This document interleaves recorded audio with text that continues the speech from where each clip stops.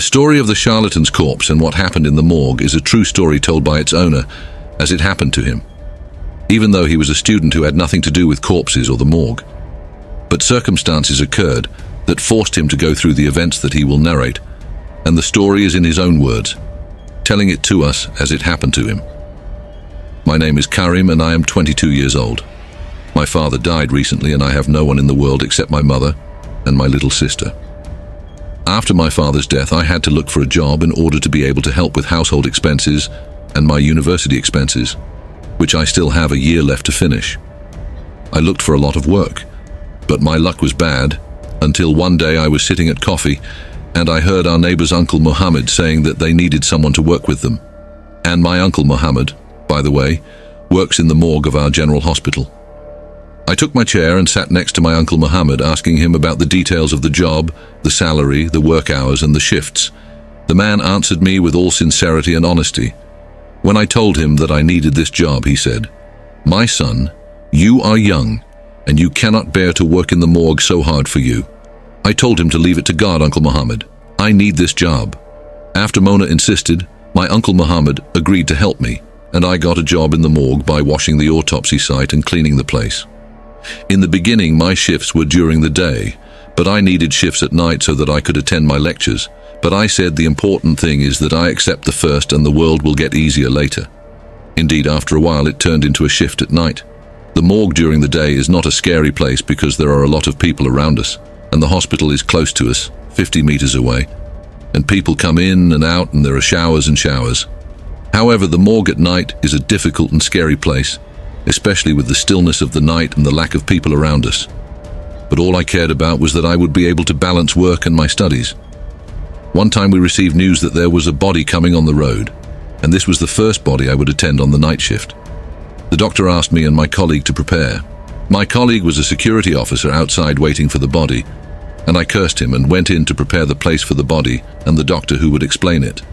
While I was engaged, suddenly the light went off and turned on again quickly, and suddenly I found in front of me an old man in his 70s. His face was pale, and there were burn marks on his body and clothes, and his face was also half burned. I went through it and took 2 steps back, and I thought of someone who had gotten lost. And instead of entering the hospital, he came to the morgue and I asked him, "Who you are, uncle, and what brought you here?" The strange thing is that the man did not respond, and as soon as he opened his mouth, smoke came out of it with the smell of fire. He quickly walked away and disappeared into one of the corridors of the morgue. At first, I was shocked, but the sound of the ambulance above me and the doctor's voice said, "Let's enter the body quickly so that we can finish work early." I helped my colleague and we took the corpse on the trolley to the autopsy room. He told me that you will help me with the autopsy today.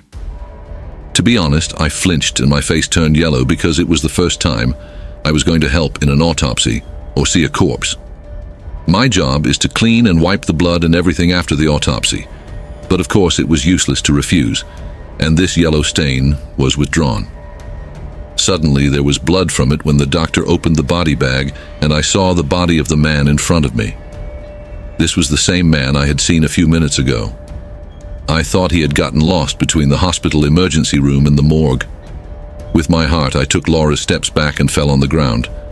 The doctor said, "Don't be afraid. I'm the one who will dissect the body, not you. You'll come and take me. The tools only do what I tell you."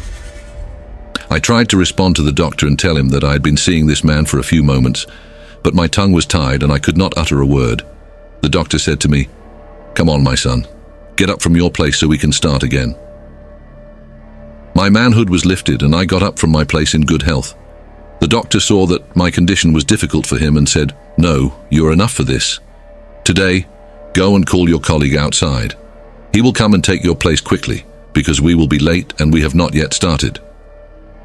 Before I could comprehend what Dr. Al-Noor said, he interrupted again, but it did not work as long as the previous time. The doctor asked me to go out and turn on the generator in the basement, and at once he called my colleague to help him.